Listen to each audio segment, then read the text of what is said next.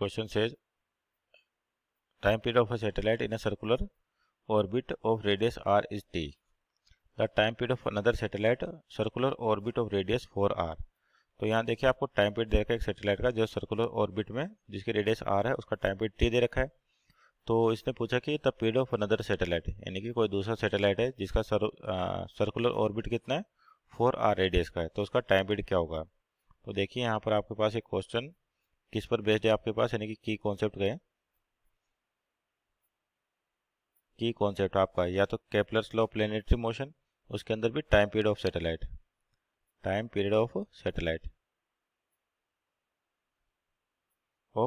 इन।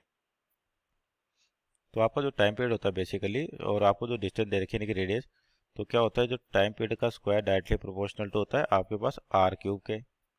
तो यहाँ पर देखिए अपने पास दो सैटेलाइट है, तो यानी कि t1/t2 का स्क्वायर,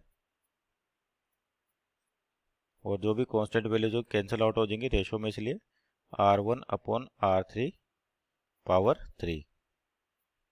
तो आपको जो r1 कितना दे रखा r, तो टाइम पीरियड कितना उसका t है, यानी कि t²/t1² t2² equal to r upon, और उसकी रेडियस कितनी 4r क्यूब। तो ये कितना हो जाएगा आपके पास 1/4 यानी कि 64। तो t2² इक्वल टू कितना आ जाएगा, क्रॉस मल्टीप्लाई करें 64² t²।